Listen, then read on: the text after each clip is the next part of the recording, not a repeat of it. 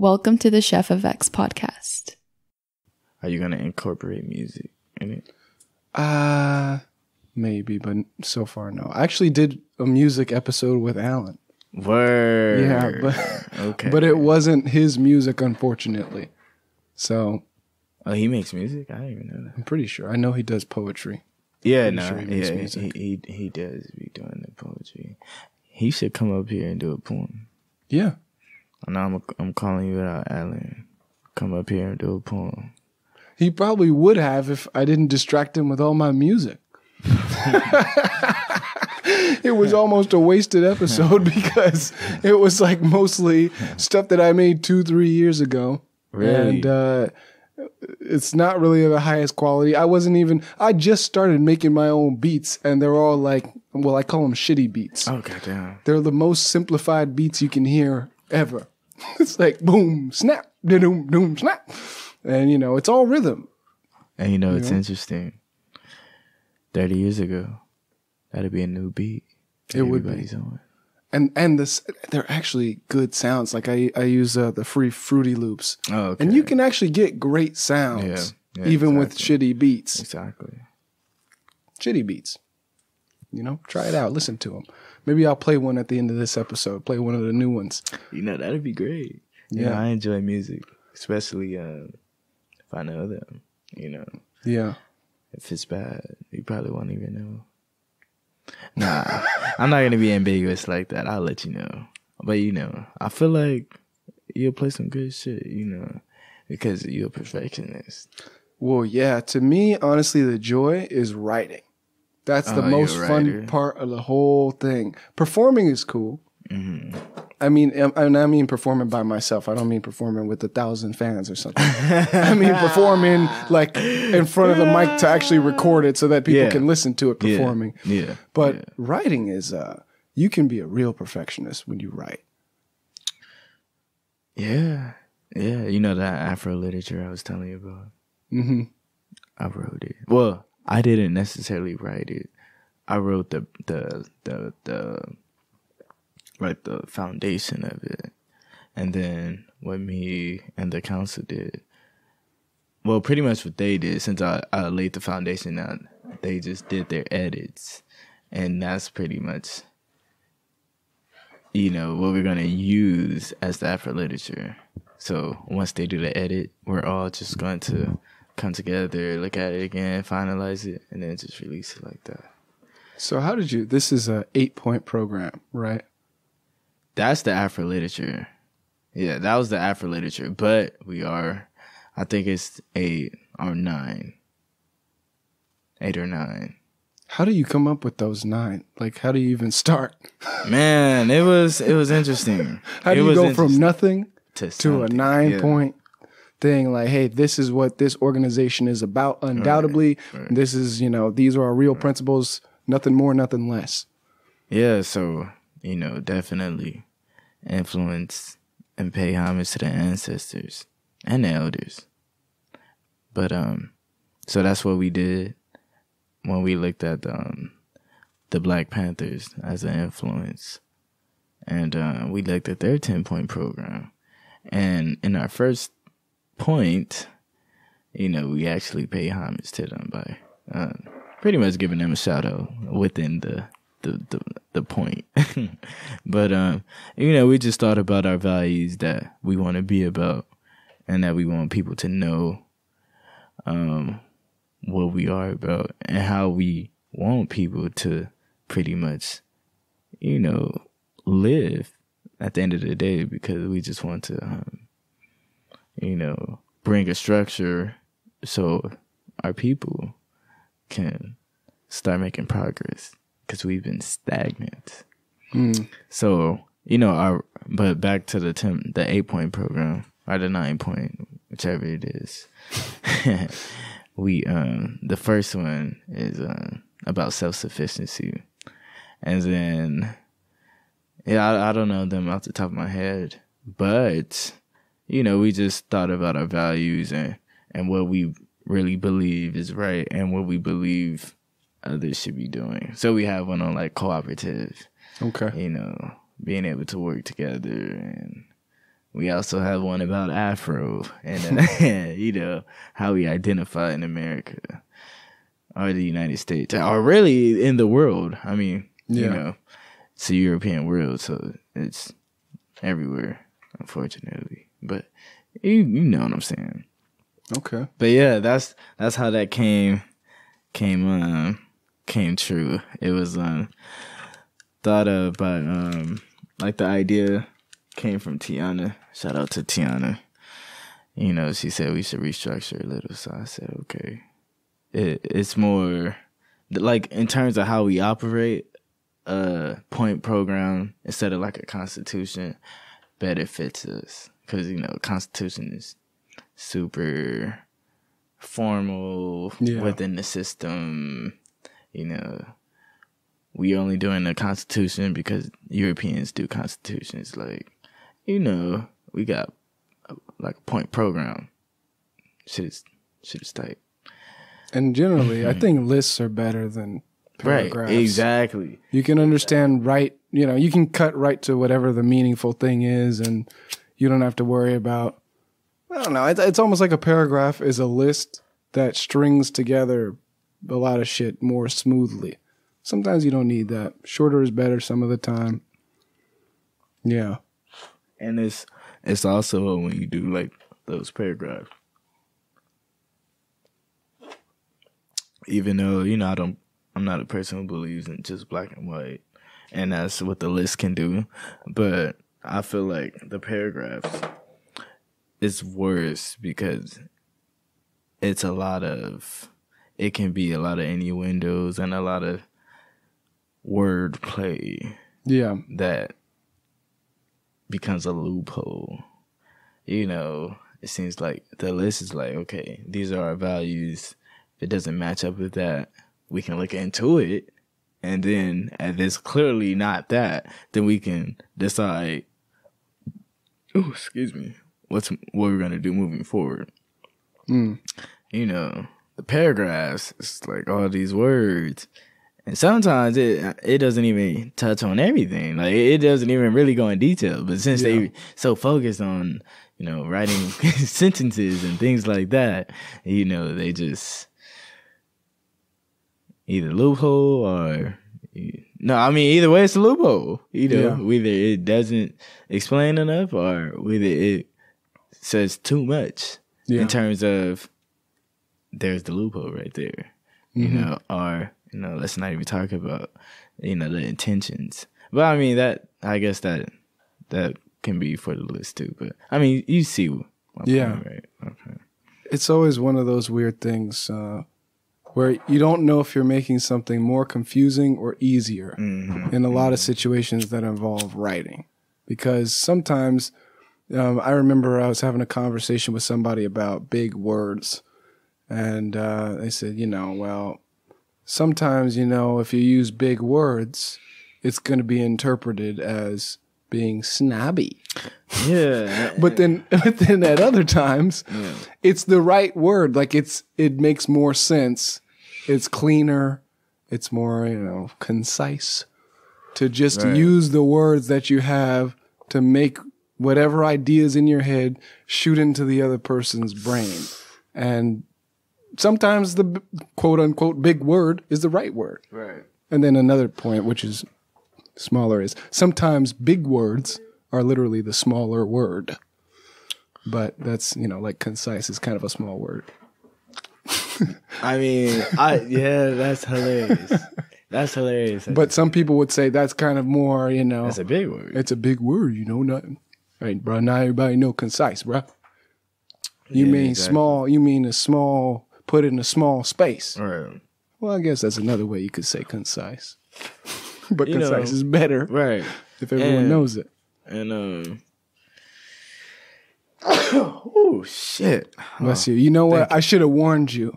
Ian, my roommate. Wait, how did it skip us and go straight for him? Wait, what happened? Ian, my roommate, he has a little bit of the sickness. Oh, no, it's okay. I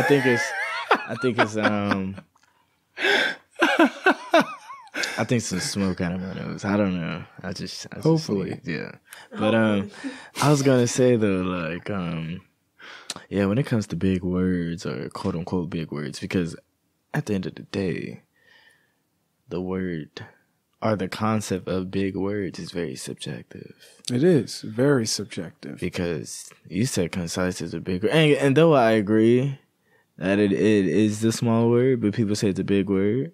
But just because people say, like I know a lot of people say it's a big word, I put it in a big word category. Yeah. You know, so I'm curious to what you think is a big word. So I'm one of the people that never understood big words.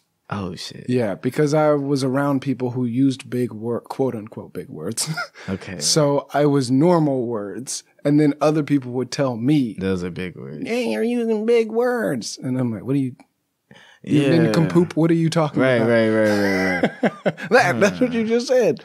I know I've told somebody that, but Tiana, that they were using big words? Yeah. What did they say? She said some, I don't even remember. It was too big to remember. Yes, exactly. It's like, what? But I mean, and then granted, I know like what the word mean, but it's like, really, I don't know. It's just like, damn, like, is this how you really talk? I don't know. No, this shit was hilarious because it was the only time I heard her say it. I think that's what it was because it was like the only time I heard her say it. I'm like, I don't know. I don't know why it just irritated me. So maybe that's what it is. It irritates people. Well, that's the thing. Sometimes, this kind of goes back to what we were talking about before, but sometimes it's a matter of interpretation because somebody could say, hey, I'm offended because you're trying to say you're better than me. Right. But in reality, it could be that that's just the best thing. That's just, they're honestly just trying to express themselves. They're not trying to diss you. Because some people will try to diss you. And if that happens enough times, you kind of feel hurt anytime somebody comes close to that. Yeah, that is true. You get more sensitive the more you're in that situation where you're in pain. That is true. I know for me, I was like, damn, that was hella extra. Yeah. That's because it's probably happened to you before. Somebody's probably dissed you and you're no, like, no. No, I don't think I've gotten this. I'll just be like, damn, that's hella extra. Like, cause I feel like it's and if that's how they talk, then that's how they talk. But, you know, if that's, well, I mean, it is weird because Tiana, she talks like that and then she doesn't talk like that. Well, that's a very interesting thing that, you know, maybe you'd like to weigh in on, but it's code switching. So when you have to speak in different ways. Right, but that's what I'm saying. And how do you know? Like, okay. Yeah. But that's what I'm saying. It's like, okay, yeah, I know it's appropriate and there ain't, granted you, I'm not saying it's not appropriate, you know, when we're hanging out. It's just, you know, when things are like, oh damn. You got like extra for that. I mean, it doesn't make me mad or anything. No, I just want to know what she said. It's more so funny. And yeah, I'm going to ask her because I'm telling you, I was like, Tiana, really? I mean, this shit was more so funny. I'm not, you know, and I don't think people are like mad or have their feelings hurt. I think it's like, really, and this. And, you know, granted, some people don't know what they're saying or don't understand the context of the word, you know, but I feel like others like, oh, damn, I wasn't expecting you to say that to that, you know. It's like a pop out of nowhere thing or whatever. But, yeah, I'm going to ask her and I'm going to text it to you. I just thought of something random. When we were going around Sacramento to the motorcycle places earlier, we came to this place that they sold a lot of different types of vehicles, like four-wheelers, motorcycles, and they had a bunch of different showrooms. We ended up wandering into the boat showroom. Yeah. Yeah. And I started thinking about boats for some reason while we were talking about big words. Yeah. I mean, would it be? Well, would I ever own a boat? And I'm just thinking, no. But then I thought, maybe, yeah. Why not? Yeah, if I could afford it, why wouldn't I? Look, let me tell you this. You're going to laugh, so be prepared. My family does boating. Really? Yeah. What do you mean by they build the boats? Oh, nah, but we have boats. Okay. Yeah, we have boats and jet skis. Okay. You know what I'm saying? You guys go fishing all the time? Nah, I mean, we more so just do boating. I haven't been. We've been fishing. Like I've been fishing with my papa, but I haven't done that in such a long time. You might get seasick. Yeah, nah. No, I mean, well, it's more in the lakes. We don't really we don't really do the ocean, but definitely we boat like in rivers, like Lake Havasu, Arizona. I don't know. Yeah, it's in Arizona. We boat out there. So yeah, I suggest that you get a boat. It's very fun. It's very freeing, I imagine, especially on the ocean. It is. I mean, it is. I would suggest you go to lakes. Okay. Like big national lakes. Or not national lakes, but like natural lakes. That's what I meant. Just natural because it's lakes. more calm on a lake? It's more calm, but you can also see the landscape. You know, like you pretty much in nature. Yeah. Especially if you go to a natural lake. Like Lake Havasu, it's a lake, but it's also connected with the Colorado River. Ah. So it's very beautiful. Grand Canyon River, right? Exactly. Yeah. And like you can go in places where it seems like you're in the Grand Canyon, but I mean clearly you're not in there. But yeah, that's how just the rocks are looking around. So I definitely suggest. Or if you don't want to get no boats because it could be expensive, get a jet ski. You know, skis. You know what I'm saying? What about normal ski? They say black people don't ski. I mean, Never gone skiing? Would you go skiing even if you could? Because with the boat, the answer is yes, go for the boat. But what about skiing? Because it gets cold. Maybe it's not worth it. It gets cold as fuck. And I mean, it's not my cup of tea, you know, because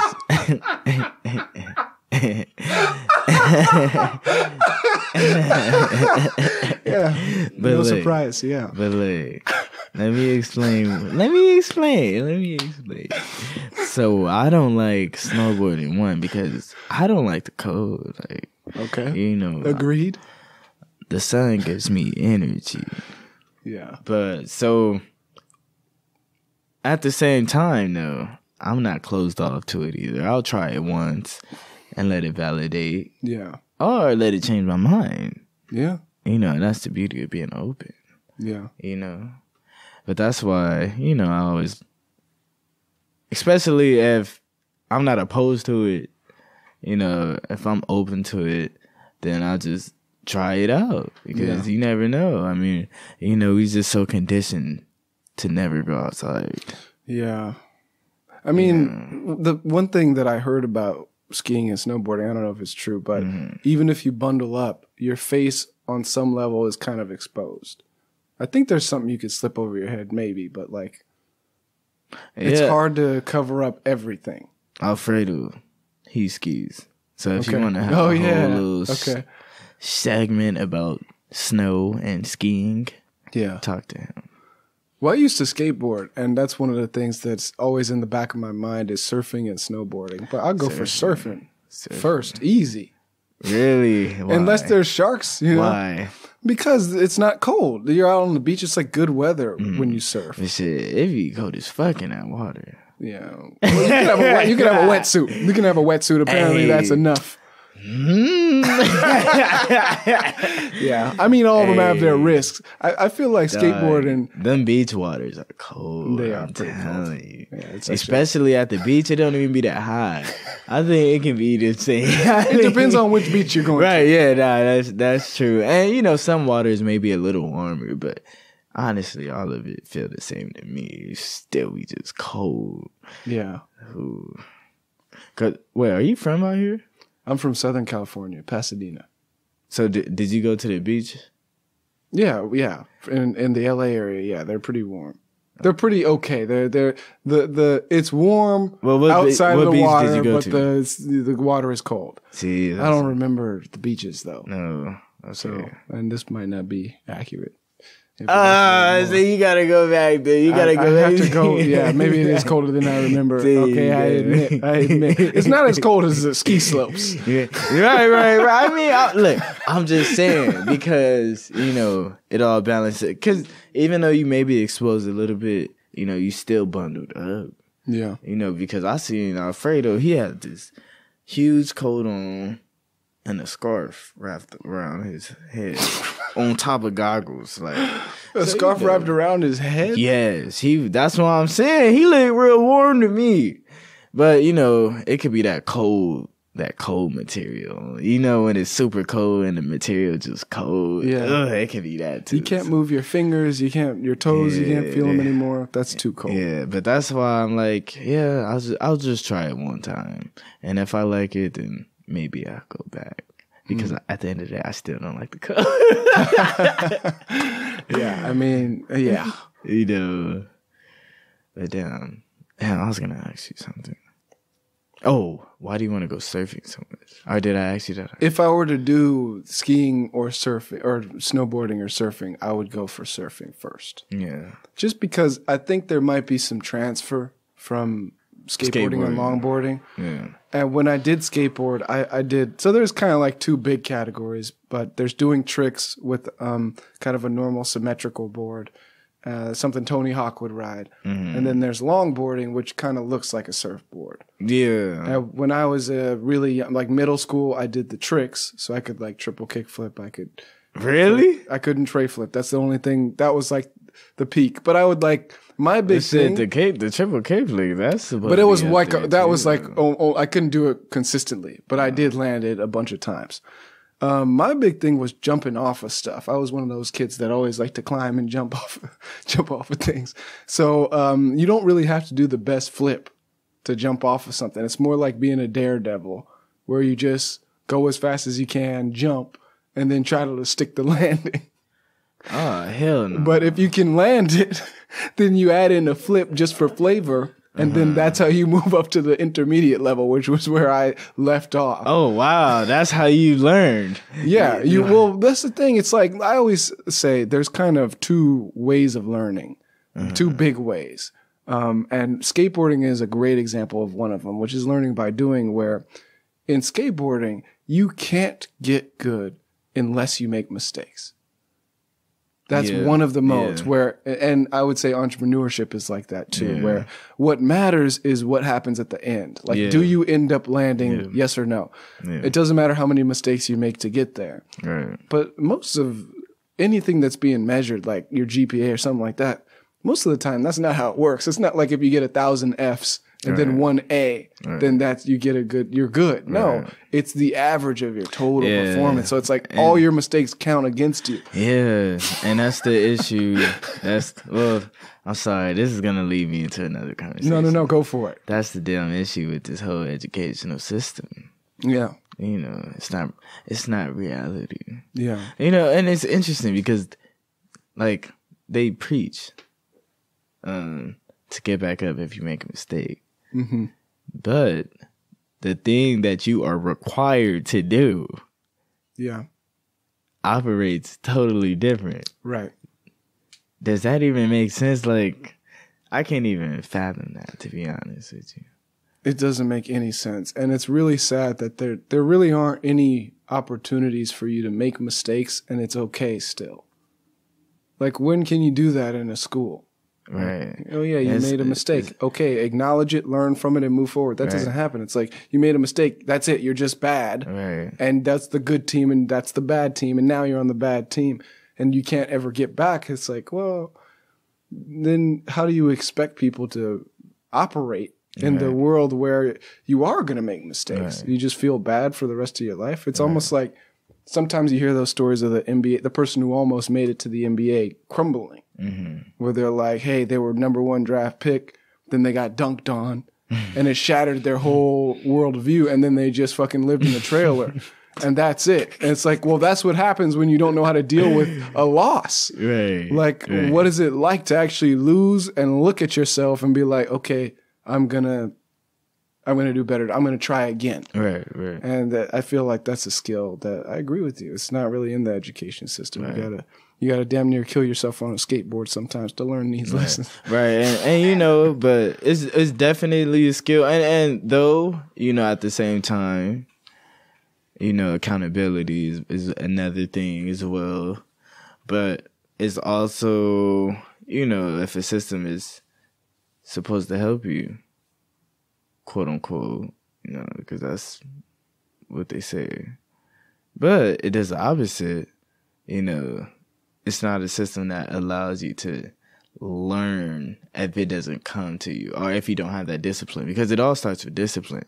Right. And, JP, a lot of people don't have discipline. Yeah. You have it, so you may not. I was forced to get it. And I hated it. All right. No, I feel you. And, I was, I'm not going to say I was forced, but I was just raised like that. And I would say that's how you was raised. That's how I was raised. Yeah, saying forced. Goddamn. Well, because, and I say that too because it's a lot of trauma in the community, and it's a lot of cycles in the community, and you understanding what you had to go through as a child means that you are the one to break the cycle, and it took me a long time to really understand that, but that's just what that means. You know what I'm saying? So that's why, I always go back to this, but the system, we got to look at who's saying you can't make those mistakes. Who's saying, we're going to average. Because then, if that's the guidelines, let's then create factors, A lot of these students fail and probably get an A, but their average is still terrible. But, they don't really have any resources. But these students have hella resources. And even if they do fail, it doesn't matter because they still have, higher average. Exactly. And, you just got to take a step back and look at it. Like, who's doing that? Because it's all man-made. Honestly don't know how I got there. So we were talking about, I felt like we were talking about something else, but I also don't always want to revert things back to the system. Yeah. So what were we just talking about? I don't know. But I can tell you what's on my mind right now. Yeah. Shoes, Jordans. What's your view on these commodities? I think JP. Come on. Actually, I don't know. Yeah? Okay. All right. Ask me the question. Okay, so just to give some background, I'm the worst when it comes to shoes, especially Jordans. I don't even know a Jordan from a pair of Shaqs for the most part. That's hilarious. Uh-huh. But I know that Shaqs are lower quality. Right. But my big thing was when I was coming up as a youngling, skateboarding, we fucked up our shoes so quickly that it didn't ever make sense to get nice shoes. Because I remember I got some nice shoes for Christmas one time. It was like, I don't know, some Nikes, some blue Nikes. Mm-hmm. And I only had like one or two pairs of shoes at any given point in time when I was a kid. Mm-hmm. So I skateboarded, of course, in my nice shoes. Right. And then I went over to a cousin's house and they were completely scuffed.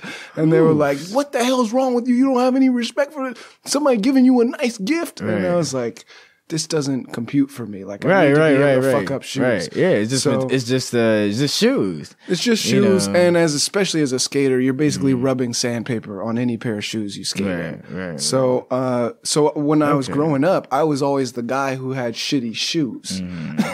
And it's not always cool. Like, I was kind of insulated from getting hazed or anything, but I was never in a shoe culture. Right. So when I see people now as an adult, I'm like, oh, this is actually a beautiful thing, but it's also an investment. It's very materialistic. It's very materialistic as well. Yeah. But there's an art form to it, and I like art in general.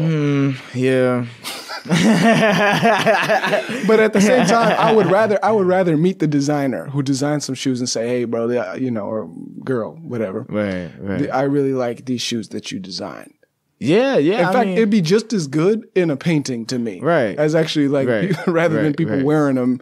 Right. But, Yeah, no, so my outlook on Jordans is one, I'm not materialistic. I'm materialistic with some things, but like common materialistic things, I'm not materialistic with.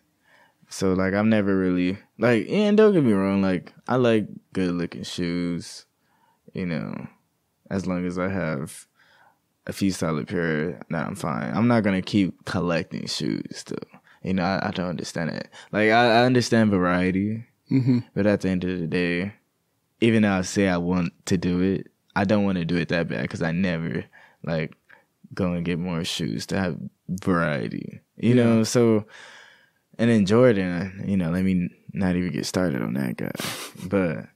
But I feel like shoes, I feel you because you know, I don't have the problem with the creation or the shoe itself.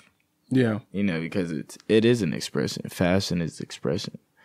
I think I have a problem with the system of it. Yeah. In terms of, you know, the capitalistic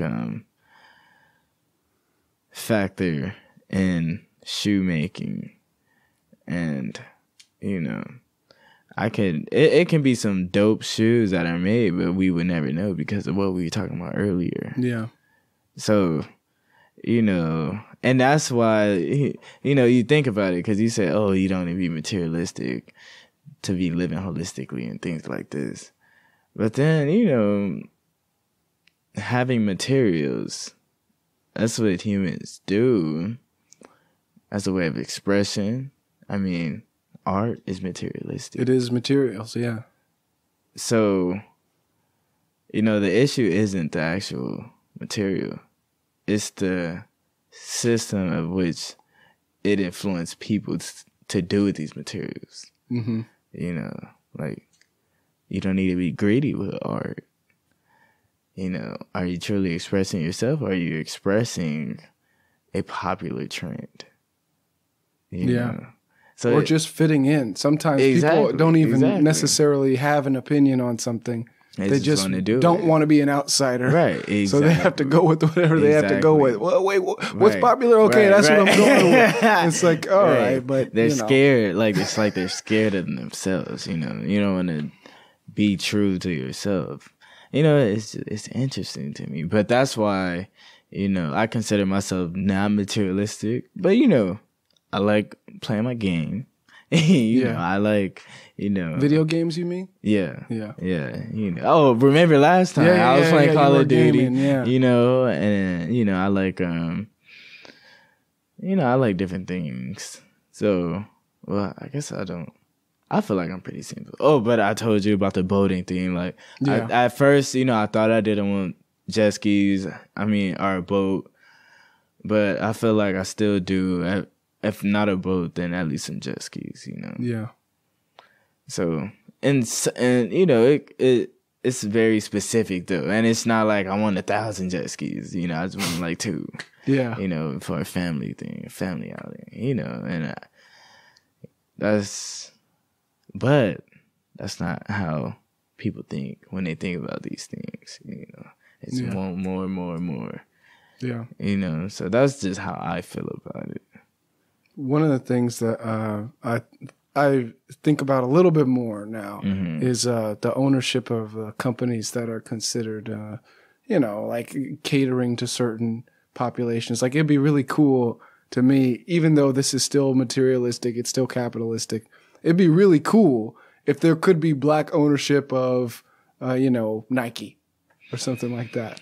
That'd be crazy to me. I don't think it's ever going to happen. Right. But I think it is something where it's like it's been popularized largely by black culture over a lot of years, and now, you know, it's that's not how ownership works. It's just whoever makes it popular owns it. But it would be cool to figure out little things like that, or even the best thing is to just design a new shoe that's dope as fuck. Right. That's just already black owned from the beginning, and then just sell that to people, and then just say we'll just design doper shit than the competitors, and then just buy from us. Right. Let me touch on that too, but I'm gonna just tell you this too. You know, it all starts with strategy, and like I've been saying this whole time, we are living in a system. Therefore, in order to operate a system, you got to have strategy. I'm sure you know that. So, you're saying, we made it popular, so we should own it. But you're looking at the wrong thing. You got to look at the strategy of the motherfuckers who created it. Yeah, and no, what they did. I don't think we should own it. I think it would be cool. If we did. Have that. Basically, for an option, for a black-owned option, and there's a lot of ways that could happen. In fact, the best way wouldn't even be taking over Nike or Air Jordan. The best way would be to just have dope shoes. Right. But then that are just a competitor. That's the next thing, though. How are we gonna get there if, one, we don't have any collectiveness, and then two, who's gonna support it? Yeah, and that's why, to revert it back to the 8-point program, and while we expanding PASO to outside, just the school borders, that's why we trying to implement this, like, in everyday life. Because we can't get nowhere. We can't, create these equivalents if we are functioning the way we are now. Like, you see a lot of trendy activists are like, let's say activist type, we're togetherness, but it's just very on the surface. Just doing it for likes or a little following, but people don't really be practicing it. Yeah. Like, so, unfortunately, that would not happen because, one, we are in 2019. You feel me? And there are a lot of wealthy Afro people in this country. There has been for at least 10 years, like a solid amount of, wealthy Afro folks. And let's just say 10 years, but we know that extends. But we're going to say 10 years because we know from 2009 to 2019, like, things has been fairly progressive in terms of, I'm not going to say freedom, obviously, but in terms of wiggle room, let's say wiggle room, especially doing it within the system, right? But what have we seen thus far? I mean, yes, we've seen, like token work. And what I call token work is when, and it sounds like I'm really mad at these guys. And granted I'm not, because at the end of the day, it is making a short-term impact, which is always positive. But that's the only thing that's been going on, is short-term impacts. These pretty much since the 70s ended. Once the war on drugs began, all we've seen as in the Afro community are short impacts. We need long-term impacts. And my thing is, we do have the finances for that, but it doesn't happen. So that's why it's not going to happen. And it's not going to not happen because of the finance. It's not going to happen because people, don't have principles. We don't have principles. I mean, we're so involved in the capitalistic European Western culture world. And then on top of that, we are second-class citizens. So a combination of those two, and really, it's not even a combination of like Western European culture, because, they make sure they hang with theirs as well. So it's really just, post-traumatic slave syndrome. We can't be together. And really, you can't even say that either, because we were actually together. like in the early 20th century, but it's just a huge dismantling, I should say. Yeah, that's what it is. Dismantle. That's the word. Is that a big word? No. No. Not to me, no. No, not to you, but okay. If it's a big word to anybody listening, I apologize. If it irritates you a little bit. But yeah, that's the word that I want to use. So I think this makes me think of startups, because I think that there's still some possibility that it exists now that didn't really exist like 30 years ago, for maybe something like Black and Asian, let me go there, co-founders who make, I don't know, a shoe company. And they get investments not necessarily from their community, but from some group of investors that just thinks their company's going to grow. And if it's a successful company and they design great shoes, then they're the cool shoe company, maybe like Tom's. I don't know how they came up exactly, but I heard it was similar to that. Oh, Tom's is... But basically, some small group of people where they feel good, right? Tom's is very exploitative. Well, and they're actually... Let me tell you something interesting about Tom's. And it's definitely a story for that ass, because it put things in perspective. And when I tell you this story, I want you to think about patronizing and foreign activity. So Tom's, you know how on the box it says like, for every Tom's you buy, we'll buy a pair of shoes for a kid in Africa. Yeah, something like that, yeah. 1 for 1. Yeah, exactly. So they were doing that, and at the same time, they were causing shoemakers in those communities to go out of business and to pretty much lose their jobs. So it's interesting.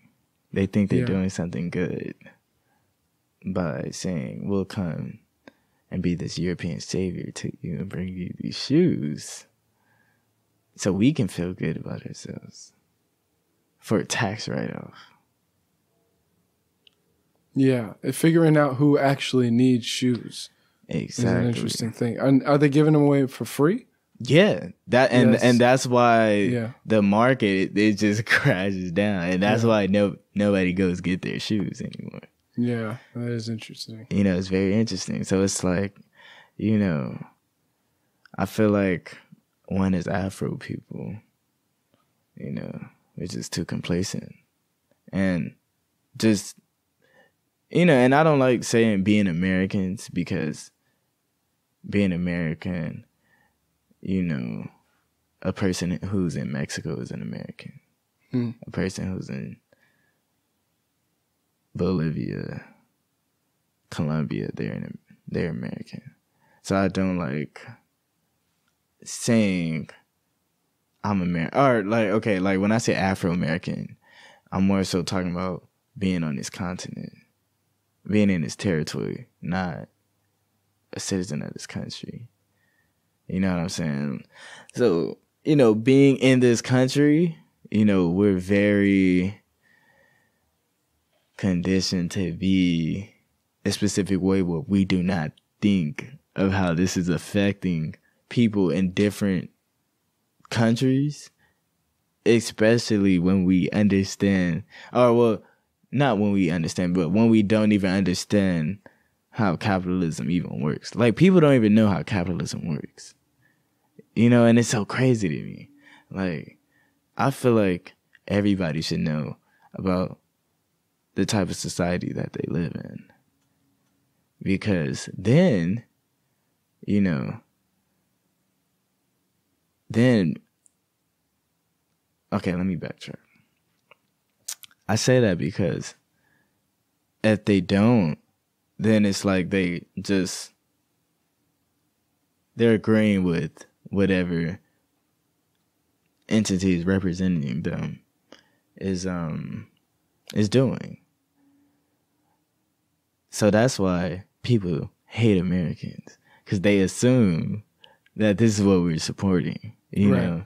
And it's a lot of national pride in other countries because, you know, it's not as much as a melting pot, of course.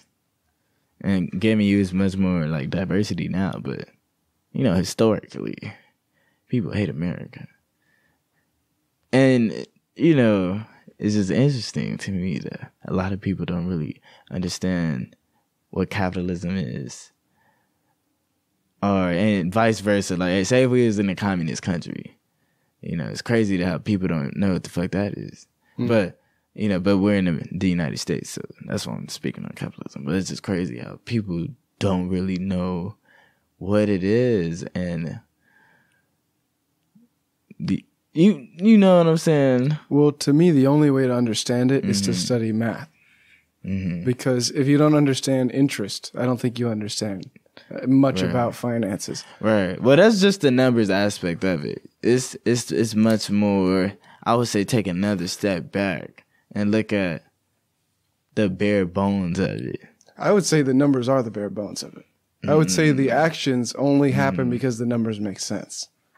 Right. So, for instance, you could look at the Tom situation, and you could say, well, from a financial standpoint, why would someone give shoes to this place that they're claiming they're trying to help? Why would they put people out of business if they're trying to help? Well, you could say, well, financially, it makes sense for them to claim that they're trying to help, and it makes sense for them to give the shoes. So the fact that there's a contradiction financially doesn't matter. So that's why they're doing it. But if you try to look anywhere other than the finances, you're just going to come up with a bunch of contradictions. Financially, there's no contradiction at all. The marketing scheme, one for one, works. People will buy your shoes. And actually giving shoes will be the check for people saying, hey, do you actually give out shoes? Yes, we do. Okay, people won't care. They'll keep buying the shoes. That's all that matters financially. See, but that's why I said you got to take a step back, because that's the meat of it all. That's ultimately what capitalism is. Yeah. It doesn't care about anything but the numbers. But the numbers, yeah. I say if you understand the numbers, you understand Wall Street. Right, you that's understand how you function. Your 401k. You'll understand. That's the function. Why your boss is paying you what you're paying. Right. All of it will make sense. It's pretty much, you know, individualistic.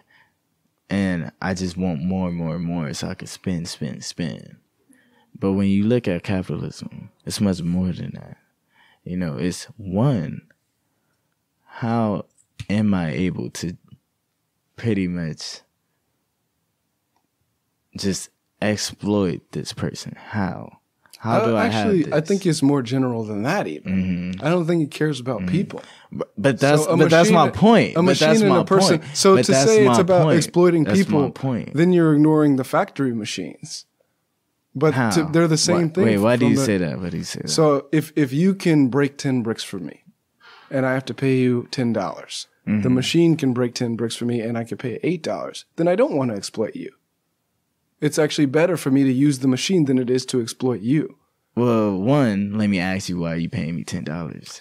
And two, let me ask you, who's living, the machine or the person? The person, but it's irrelevant to my decision as a capitalist. Right, exactly. Exactly. Yeah, so capitalistically, it's not about exploiting people. It's about doing whatever's best money-wise, which may include exploiting people, but in this situation, it doesn't include exploiting people. See, but let me tell you why that's not the bare bones of it. All right. Because, you know, life is much more than just one finances and capitalism and all that. It's about, you know, one, living, right? Yeah. We're supposed to be one with nature. We're supposed to be one with the world, all of that. We are the world, all of that, right? But as a capitalist, what you just told me is that I don't care how it affects anybody. I just care if it affects me positive for my interest. Right. Which means I'm individualistic. That means this whole house can burn down, this whole dome can burn down. Yeah. But if it burns down for a reason that puts money in my pockets, I will let it burn down. Right. So, do you believe that's how we're supposed to live? No. But why do a lot of people believe that's how we're supposed to live? They live in a capitalist system. In a capitalist system. It is it's to your advantage to live that way if you're living in a system. Yeah. Right. But at the same time, when that capitalist is individualistic, that means that extends to reality. Therefore, if that capitalistic is you, for example, other successful capitalists are going to look like you. Others, it's always outliers, will be successful, but they will want to be like you. Or, they lose themselves and become a little more like you just because you are success. But anybody else that doesn't fit in that frame becomes less than. And let's not even talk about the people who got you in your position in the first place. Yeah. They're not even count. They're not even on the level, even with the people who don't even look like you. Yeah. You get what I'm saying? But that's why I say capitalism is more than just, numbers. It's it's pretty much, conquest. And it's interesting because people really don't understand that. And then you look at capitalist versus communism. And then you look at, and granted, I'm not a communist. I just want to throw that out there. But it's just interesting to me, like, why do these governments, these two forms of governments, they're not even countries, but these ideologies are so deeply opposite that the countries who operate under, those two guises went to war with each other in terms of spreading it. So one, it's interesting to me that no matter the type of governments, it's just European conquest. Because if the United States would have lost, we would have been communists. So, and granted, that's not why I think about how governments operate and things like that. Mm-hmm. But, when I think about how, I feel like our society should operate, I think about, I thought about capitalism a lot, as you can see. Yeah. But I think about communists, and I also think about, like, why a lot of Afro radicals in the 70s were communists, because of how we see those governments, function today, like representation of them. They're all super oppressive. But it's interesting because I just talked to a guy at a farm today. His name is Roy. He said, you can say that communism was never really practiced the way it's supposed to. So, but, okay, let me retract though, because I'm starting to ramble, but, you can say, why are they so opposite? And then you think about it, capitalism is based off individualistic. And then communism must be about, giving power to the people. But I really don't want to speak a lot on communism because I never really fully dove into it. So I really don't know the ins and outs of it. But, it's just interesting to me, But, and it's also interesting that has me thinking about it too, is I'm in this class called Hong Kong Cinema. Mm-hmm. I think you'll like it too. But I just saw a movie called Her Fatal Ways. And it's about this woman who is from the mainland of China. So do you know about Hong Kong, the history of Hong Kong? No. It's very interesting. I didn't even know about it until I took this class. So Hong Kong is like a peninsula on China, near China or on the island or something. It's either on or near it. Mm-hmm. And, it used to be it used to be people try to colonize it. I think Japan tried to colonize it, and then the British, China gifted it to the British, or I don't know. It's like it has a very interesting history because the people there they're Hong Kong, but they're ultimately Chinese. Like they're pretty much Chinese, but since Hong Kong isn't in China, it's like two separate things, but it's one. It's super. I always thought it was the same thing. I did too. Yeah, so it's like a different country or something. Yes, but it's not a country. Like it's just the politics in it is so crazy. So, but pretty much, so she's from the mainland, and in the 90s they were communists. I think, are they still communists? I don't know if they're communists or not, but they were communists in the 90s. So she acted a specific way. She acted like a person from a communistic government. So she was very different than the people who were in Hong Kong who were capitalistic. Mm-hmm. And it was just super interesting. And, it was a movie, of course, but it's still an insight to how that would look, because the things like that, the references she would say, it's like, wow. That's a lot of discipline. Like it's just so different, And it's funny because she pretty much went to Hong Kong and stayed at Inspector Wu house. So that was like her partner out there. Not her like love interest, but her like work partner. So she stayed at his house and his dad lived there. And his dad is from Thailand. He's Thailand. And Thailand and China, kind of had this friction because the father of China is I forget his name, but he pretty much overthrew like the king with a K. I don't know if I'm saying it right. Dynasty, and he pretty much united all of China, or it was something like that. But and he was he's pretty much a revolutionary. So he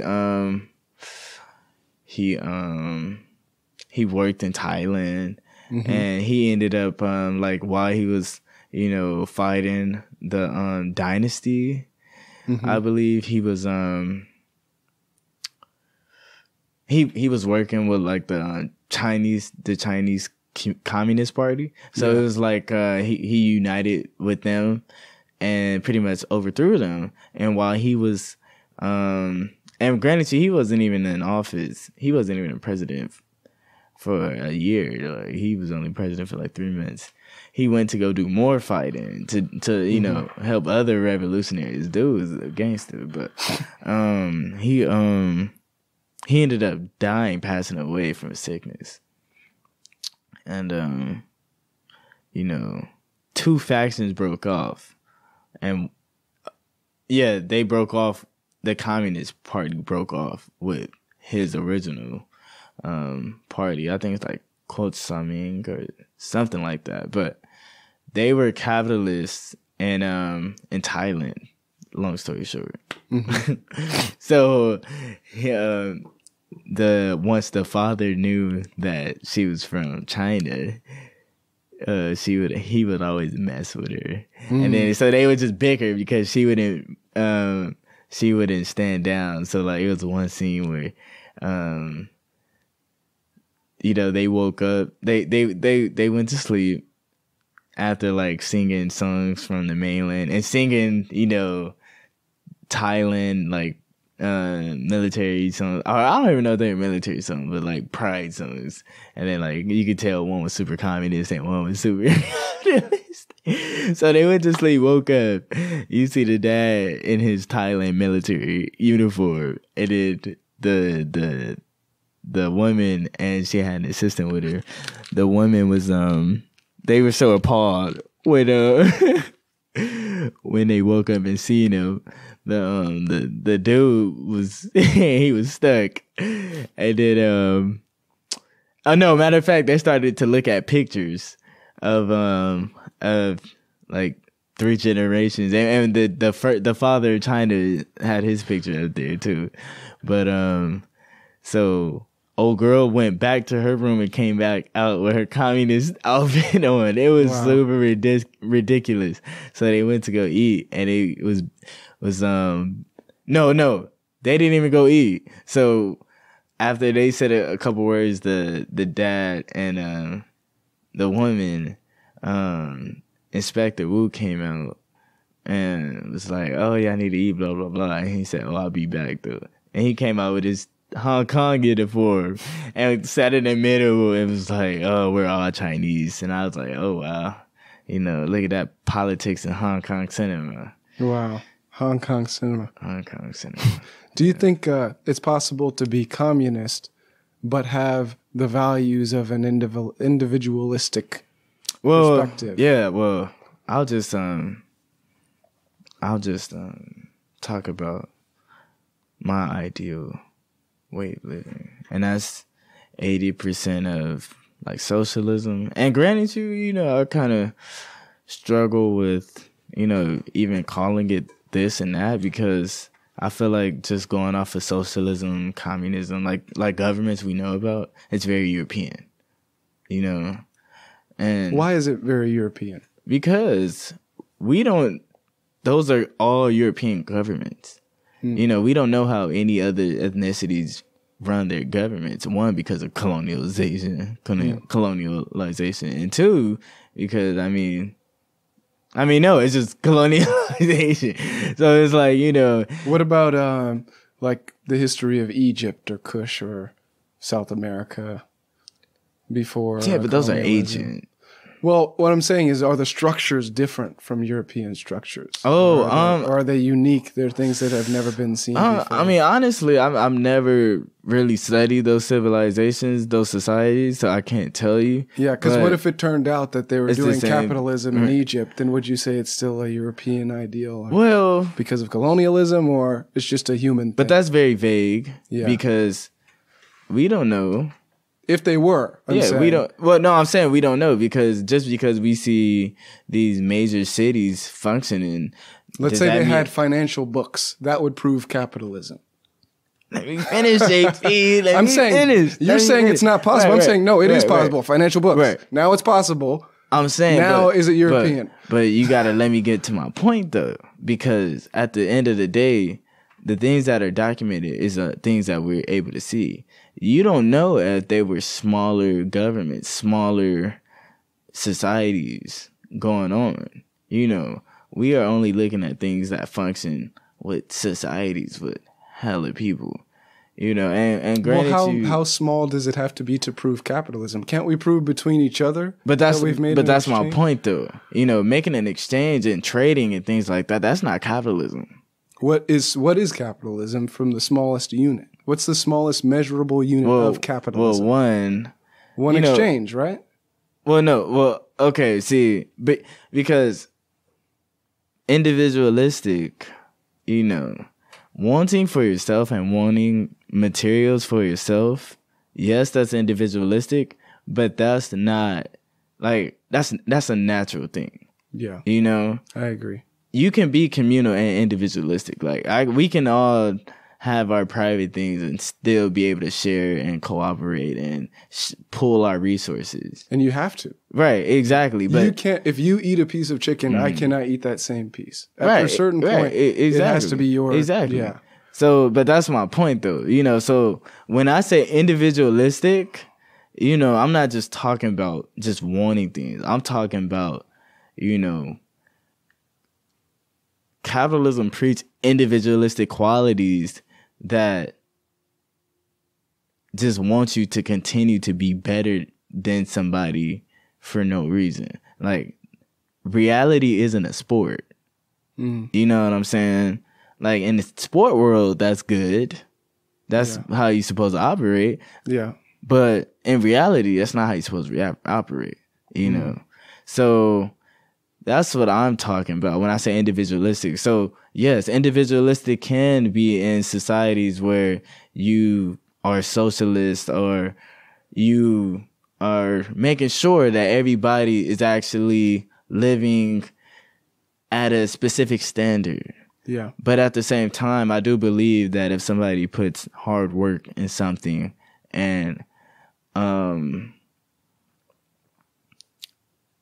goes beyond basic or goes beyond just, that standard, then they should be rewarded. And I do feel like, they should be paid more than somebody who, doesn't want to do that. But that doesn't mean that that person can't still live, comfortably.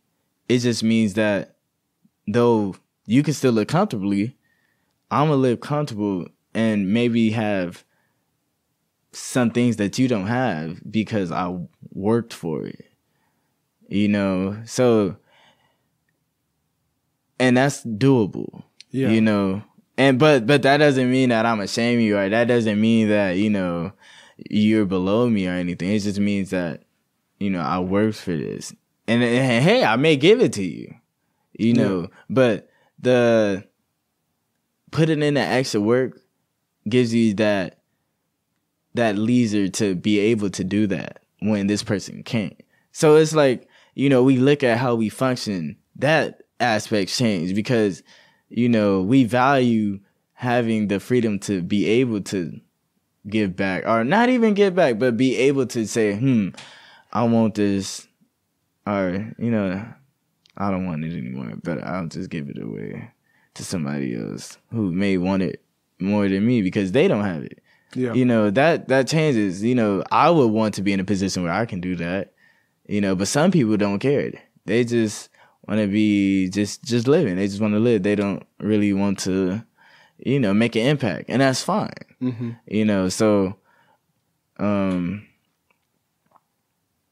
I do believe in that, but it's like, one, you have to also limit it too, because people, what do you need a whole lot of it for?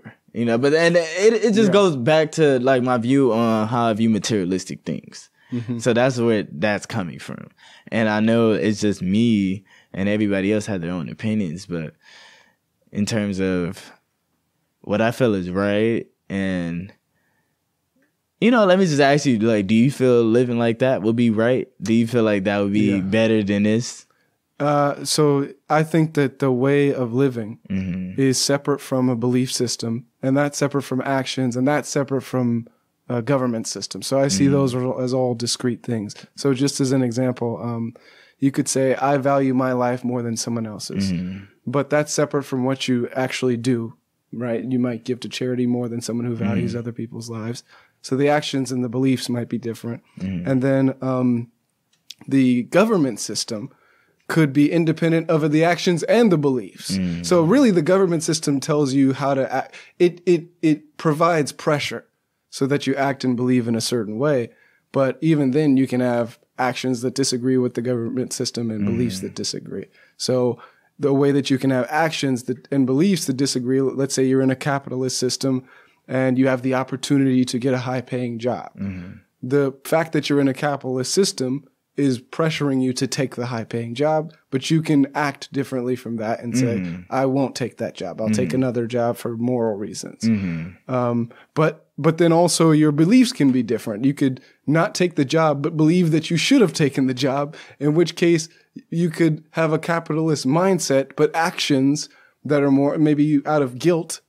Your family says, take this other job, and you take the other job, but you don't believe you should have taken that other job. So the actions, the beliefs, and the government system seem to interact in a certain way so that one doesn't really tell you about the other. Right. So you can meet somebody and say, oh, this is a nice person. But that doesn't tell you if they have beliefs about, some default for community development, for instance, versus personal development. And even if they have that, it doesn't mean they're not going to do things that develop the community. And even if they do things that develop the community or they don't, it doesn't tell you whether or not they're living in a certain government system or not. Right. So, and you can resist communism by developing yourself over the community, even if you're in a communist system. Right. And, you know, same way that you can refuse the high paying job. Right. So I would say that overall the things that I would value the most out of those three, the values, the actions, and the system you're living in, would be the actions. And I think they're determined mostly by the system you're living in, because you're going to be rewarded for it in one system and punished in another. If I take a piece of fruit that I grew and hand it to my neighbor, am I gonna get a reward for that in some way? Maybe it's just social reward, or is that going to be punished in some way? Like I take that as a loss. Right. Exactly. And but you still have the choice to do what you're going to do. Right. But like you said though, you're always gonna have the people who goes against it. That's natural. And that's both ways. In the communist system, if you develop yourself, you might have to take that as a loss. Right. But that's my point. You know, the majority result is always gonna be what the system wants you to be. The majority of people, And I'd rather live in a system that, you know, is more it's more like the system that I was explaining than the system we're currently living in. And granted, you know, it could be flaws, and that's when somebody putting themselves over the community, or like, you know, probably arguing that they should make more. But when you put that cap on it, you know, it kind of controls people's even like expectations. So, and that's why you also gotta throw in like society values and things like that, and what's encouraged and what's discouraged, and you know, hey, it's always gonna be spoiled apples. So, you know, it is what it is. But in terms of the majority, you know, I think the world will be a lot better like that. Yeah, it allows for actual cohabitating.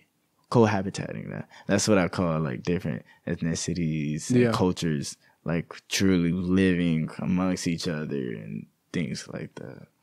Well, it is diverse in the United States. But the thing is, when it comes to, I think one of the things that is worth keeping in a capitalist system, even if you were in a communist system, one of the things worth keeping is innovating, creating things in niche markets, or not even, I guess it wouldn't be a market, but doing really niche work. So you can have one bike, you know, that's everybody has the same bike, and you just manufacture it, everybody gets a bike. But you can also have specialty bikes, and you don't get the specialties without the free market. Yeah, it doesn't make as much sense to develop things that are specialty items. So you just decide everyone needs this. It's better to just mass produce that, and that's good, than it is to keep coming up with new stuff. Basically, you're stuck in an anthill. Whatever generation you're in, you're probably not going to develop hella new stuff from there. Like the transistor was a big one, right, in the last century. You're probably not going to develop a transistor ever if we're in a capital or a communist system since the 1500s or something, because the type of work that it takes to make something new is different from the type of work that it takes to maintain. And it's actually good at certain types of making new things. Yeah. But it's bad at maintaining other things. What is that? It's the thing that allows for computers to work. Oh yeah, so it's like a electronic switch. See, but that's I was also gonna say, like, and you could argue the transistor is actually its effect has been communal in a lot of ways, even though it was developed through a capitalist system, because it allows people to connect. It allows us to extend our brain. It's a hammer extends your arm.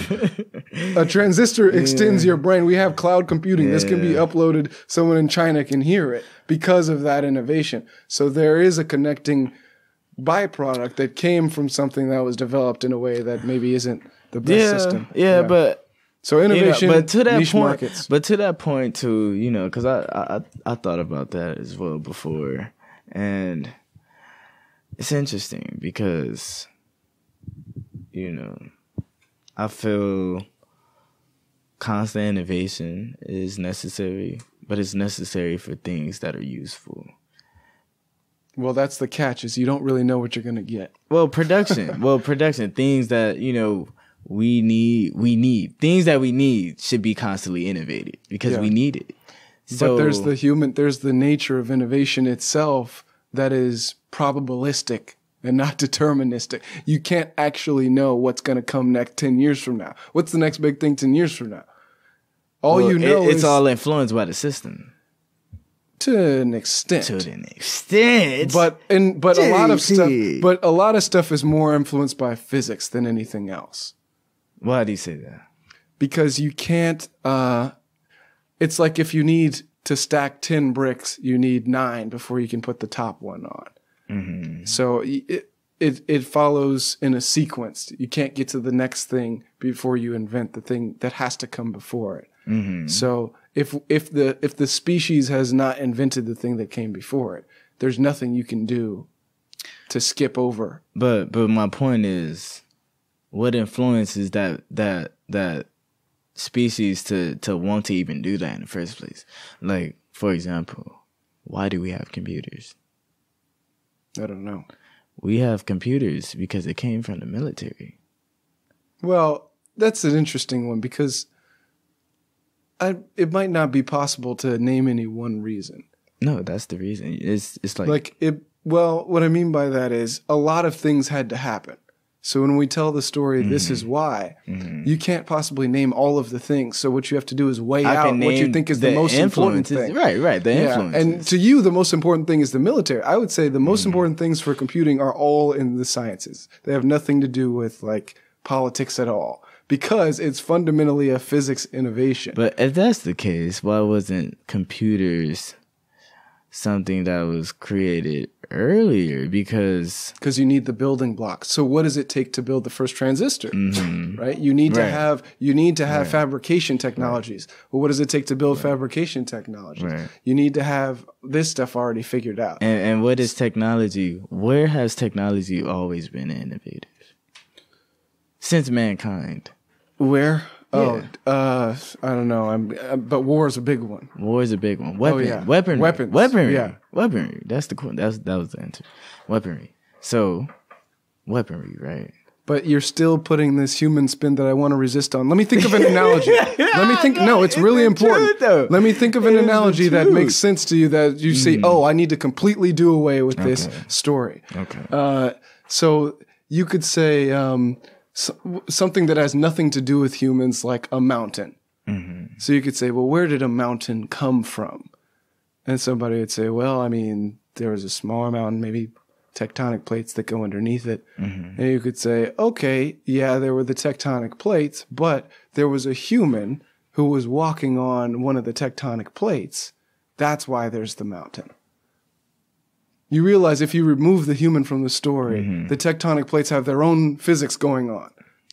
So the human might be like an auxiliary piece. Now, it seems important because as a person, you could say, well, the military has put a lot of money into this, for instance. But the only things that they can invent are the things that are physically possible for them to invent. Right. Yeah. Right. So it's almost, okay, here's a good one. It's discovery in a forest. Mm-hmm. Okay. Mm-hmm. You're trying to find, you're in a forest for any reason that you might be in a forest. Right. You happen to find a new frog.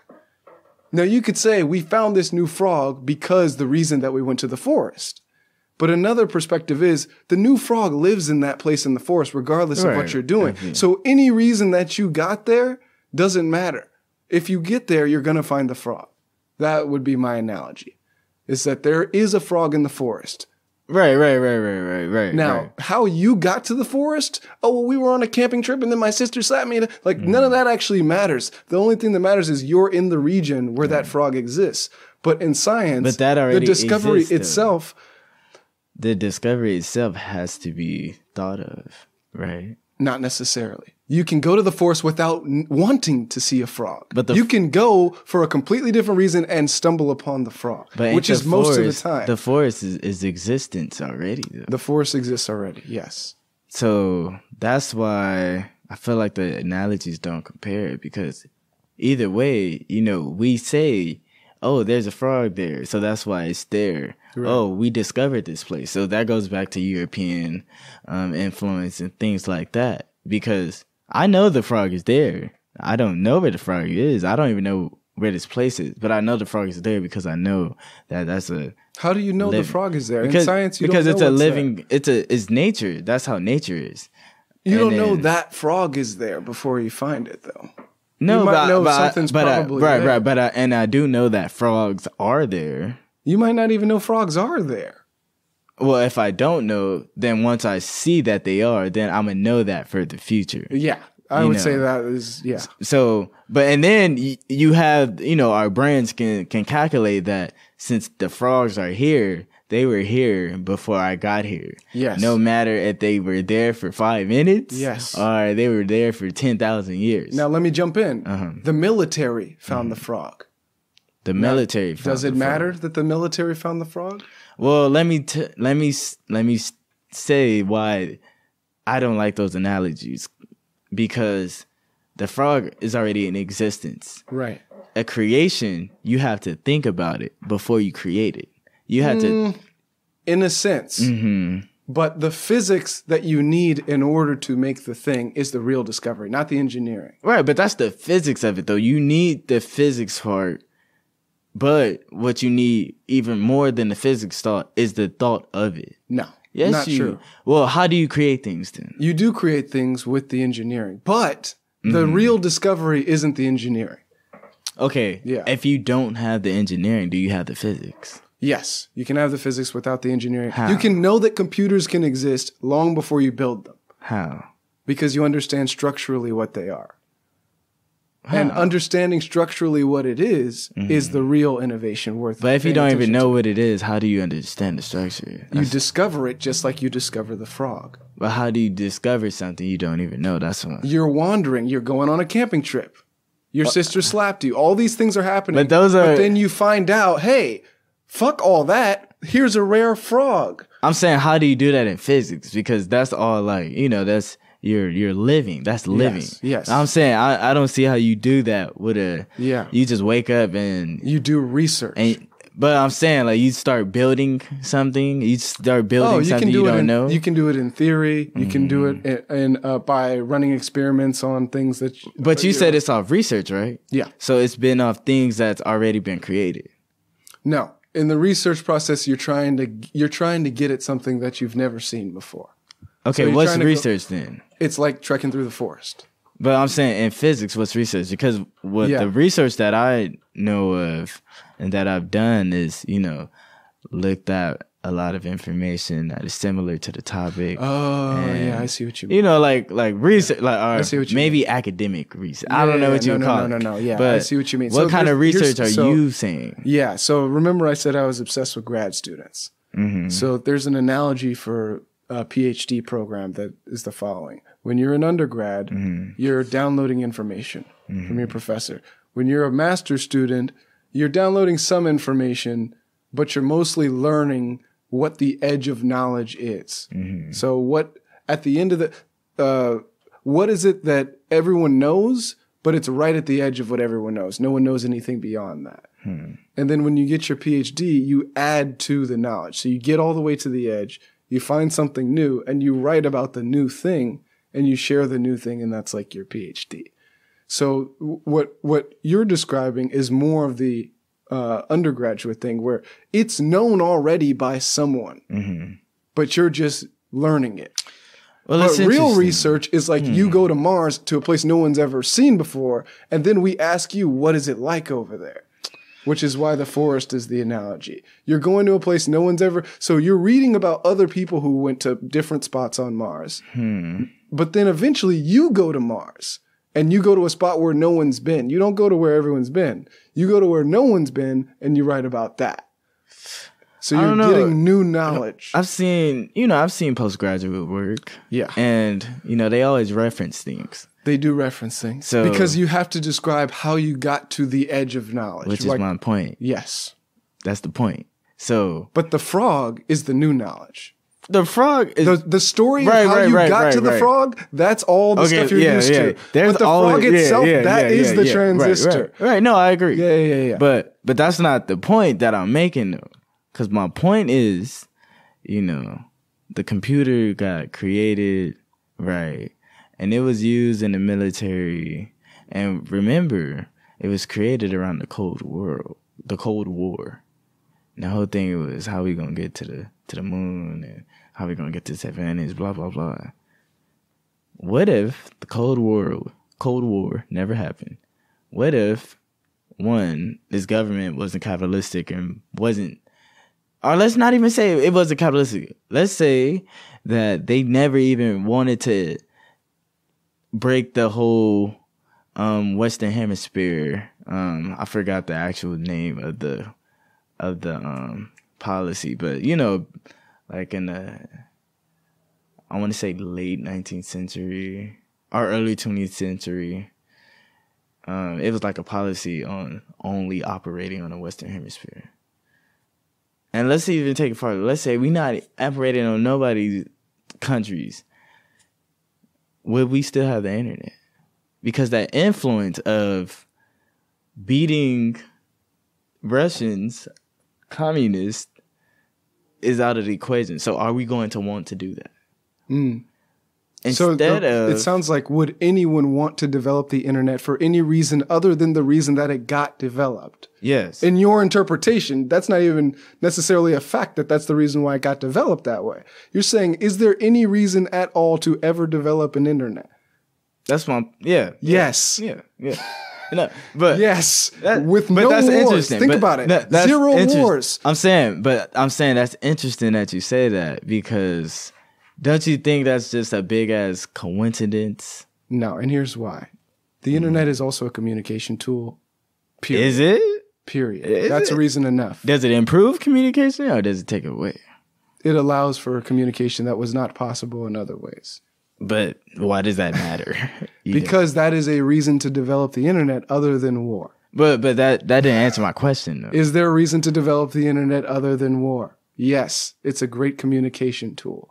Full stop. That wasn't my question, though. I said, rephrase it, please. Let's be super clear so I can answer exactly what you want. Does it make communication better or worse? That's a new question. No, that was the question. That was the first one. That's what I asked. The first one was about, is there any way to discover the frog other than the camping trip? Yes. Well, we already got through that. That's why. So this is a new question. Now you're saying, given that communication is a good reason, is that what you're admitting? No. I disagree. That's why. But that's why I'm asking you. So we are on the same question then. Yeah, what do you think about communication as a reason to develop the internet? I want you to answer my question first. I just did, and you didn't. You're not responding to me. My answer is communication is the reason other than war. So you think it makes it better? No, right? That's a different question. No, I'm asking this other question. But first, we got to discuss this. Okay. Is communication a reason to develop the internet other than war? And by the way, we just mean enough humans that if it takes 19 humans to make the internet, right. We're just saying at least 19 humans would figure out how to do it and do it. Right. And that could be one of the reasons. I feel like this is an easy point to agree with. Yeah. No, it could be a reason. Boom. Agree. Now let's go to your question. Right. No, it could be a reason. I'm not disagreeing with you on that one. But that wasn't the intent of why it was created. So, I don't think the intent really matters, though. It does, though, because if the intent wasn't there, how do you know it would have been created? Because there are plenty of reasons. So basically, my point is that there are a large number of reasons. Let's say we're talking about the hammer. There's some specific story about some guy in his garage, and he needs to create a tool other than a rock to hammer and a nail, right? My point is the hammer would have been developed anyway. Why? Regardless of whether or not that guy had that specific story. One, the simple reason is any other guy could have had that specific story. Right. But so it's a general thing. But another reason could be, there could be a slightly different story that would warrant a hammer. Like what, though? A war tool. But a war tool, you can't. I mean, the only way, that's a club, though. You know what I'm saying? A blunt tool. The internet is actually an easier are that than that. It's even easier than the hammer. So this. Oh wait, okay. You said it was back to my question. Yeah. Now you're saying is communication better or worse with the internet? Yeah. I don't know. Ah, JP, what do you mean? No, because I don't know. That is true. I do know that communication is another reason to develop the internet. I don't know if the internet has improved or made communication worse. I see. Yeah, no, I mean, yeah, because, you know, I used to think about technology and how it impacted, and, you know, after thinking about this for a long time, I concluded that it does more worse than good. Just like how, you know. It does the thing that's bad. Excuse me. Oh, my gosh. Huh? All right. So I'll catch up with you. All right. See you guys later. Bye. See you. Yeah. What? What was the question? Yeah. Something about, I don't know. All right. Communication. I'm not allergies to accident. All right. Yeah. I'll catch up. I got this bike. My bad. What were you saying? You had to say that again. Something about communication. Oh, okay. Well, I think we both forgot. Does it improve things or make it worse? And you said after your time. Oh yeah. And I was saying too that, you know, I used to think about this too with rap music in the Afro community, and I was like, it does more damage. Really?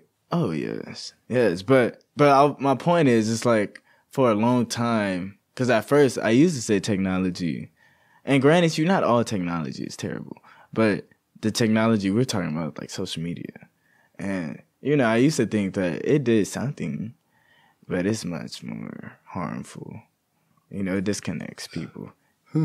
Disconnects people, and it, you know, it's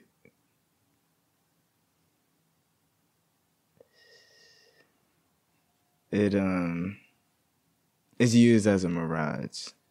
So, I mean, it's essentially used as a tool. So that's why I say it's on the negative side. And granted, you could say the government could have made the internet for that reason. But those are hypotheticals, because the way it was intended and the way that, you know, it was established was through the military. But that's a lot of things that are here came from the military. So that's why, you know, and then, you know, you look at history, like firearms. That's a military thing. It wasn't used for hunting, well, clearly, but, you know, the Chinese made it to have an advantage, and they did improve. So, you know, that's why I said the intent thing is so important. Someone can intend something and you use it for something completely different. Right, but it was still created. Doesn't matter when you switch it. It was still created. It was created. It was. You can use it for something completely different, and then it doesn't matter anymore. Anything else, though, like trying to take away the origin of the creation, you can effectively do that. Well, but that's ultimately by using hypotheticals. No, you can reuse something. Right, I'm not saying you can't reuse it. Or in a different way than it was intended to be. But I'm not saying that. But I'm saying that, you know, it would have still been invented.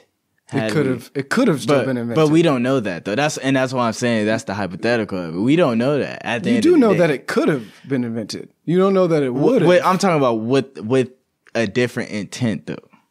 It depends on the nature of the invention. Well, you know, it's still some inventions really are purely a creative endeavor, but others are a physical thing, like the atomic bomb. It's mostly physics. There's almost no real Why do you need to create an atomic bomb? You don't need to create an atomic bomb. But that's my point. So it would have never got created if it wasn't a point for it. It could have been. My point is that it would have been created. Okay. My point, think about how silly that is. Let me be clear on how bad I think that point is that you're painting me in. That's like me saying... No, but that's my point, though. I'm just showing you how bad it is that you're putting it on me, and I don't even agree with it. Okay. That's like you're saying that I'm saying that if the iPhone, if Steve Jobs didn't invent the iPhone still would have been invented. That's not what I'm saying. What I am saying is closer to the point. Now, here's what I am saying. It's closer to the point that if Steve Jobs didn't invent the iPhone, the smartphone likely would have been invented. It's a different point. It's saying there's a lot of ways that this could have happened. But the idea that there would have been some technology that allowed you to connect to the internet and use your phone, and there's plenty of ways that could have happened. Would the form factor have been that way? I wouldn't make that point. I wouldn't make that point. I'm making a much more broad point to say that if one person didn't invent this version of the internet, somebody else could have done it. Other people probably would have given the things that were leading up to that Look at point the light bulb. Yeah. It's likely it would have happened, especially things that are purely based in physics. By the way, I think in the case of computers especially, the mathematics was worked out like maybe 100 years before. And there were other versions of it that didn't use transistors. Right. So the shoe would be a great example of that. I don't know who invented the shoe, but it's likely it would have been invented. Why? Because it's a protective thing for feet. It's people are always going to need it. But that's my thing. But a specific shoe, the Jordan specifically, no, I'm not making that point. But that's my point in terms of, where we got to go back into how you were saying, what would be innovative, what would be like something that continues to be innovated. And, in my system, things that are useful and to our productive living styles would be innovative. So like, honestly, I know, don't laugh, but who does a good thing? Who does it looked like a very good representation, and granted you it's fiction, but Wakanda.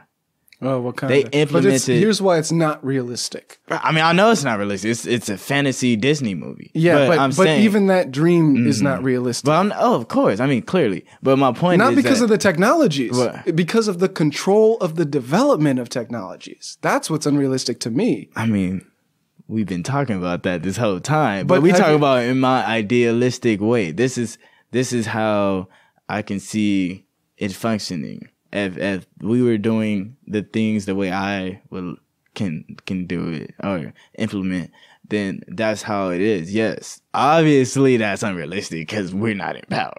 But my point is that they implemented nature and technology at a balance. They had all this high ass technology, but they was still like, it was very. They just implemented it very well with the nature, with the ecosystem.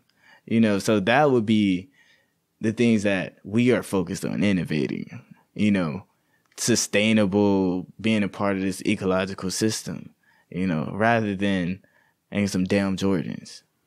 Yeah, but it's like skateboarding. You're not going to you have to make mistakes in order to get the big one. It's not like a GPA. That's not how development works. You can't get a perfect record. You're going to have to get Fs in order to get the A. Steve Jobs had to fail before we got the iPhone. So the idea that it's possible to develop technologies or, even government systems without anything bad happening the whole time. Right, no. Yeah, nobody's saying that either. What I'm saying is, if you have a 3.0, maybe you should be happy. Mm-hmm. You know what I mean? Yeah. Maybe what we have is the equivalent of a 3.8. In which case, there's only 0.2 more to go. Who's judging that though? That's what I'm saying. That though. If it is the best that it can be, whatever the best it can be, we're somewhere on that scale. Yeah. And you can put that on a grade point average scale. Yeah. Now, if you assume that we're on the low end of that scale because we have homelessness, for instance, if you assume we're at a 1.0, okay, then we have a lot to go, right? But if you assume we're at a 3.9, then maybe homelessness is a part of the top 3.9. You know what I mean? Maybe that is at its peak something you should still expect. But how do you judge that? How do you know? It seems like the assumption is things are going wrong because of things like, well, we're developing things that are useless. We have, fart apps every 2 weeks.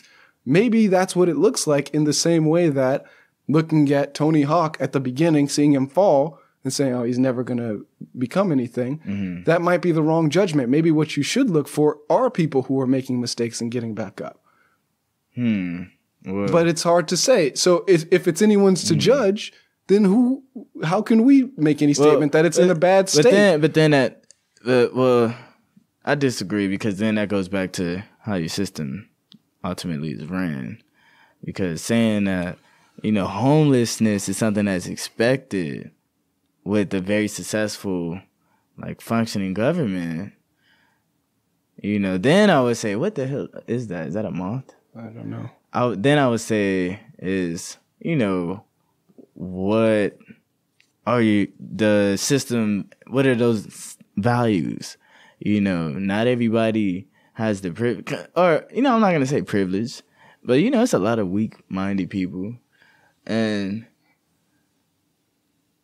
I'm not even going to say weak-minded, but it's a lot of people who can't do things that other people, like, a lot of people put their expectations on others, especially people who do great things, and, people are different. So it's not like it's a weakness to the people who aren't doing it. It's just, it's just so great. But that's why it's like, you don't know why, let's see, some of these homeless people are not finding houses. Including, you don't even know if the government system is the reason why. So you don't know why. Right, clearly. You don't know why on one end. That's not so clear. Right. You don't know why on their personal end, because you don't know what they might have gone through. Right. But you also don't know why on the societal end, because you don't know if that is expected or that's the failure of the societal thing. Well, what's the point of having a government if it's not taking care of the people in it? Maybe it is taking care of the people in it. How? So you could say there could be wildly worse scenarios. So if you assume the 3.9 GPA, then you could say, because we could be at a 3.5. We could be at a 3.0. We could be at a 2.5. So you could say, the fact that we're at a 3.9, that's the thing to celebrate. Well, in the case of homelessness, do you think is there anything worse than that? More homelessness is the summary of that. Right, but I'm talking about the people who are homeless, though. More of them. I'm saying, but I'm saying, how are the government protecting them?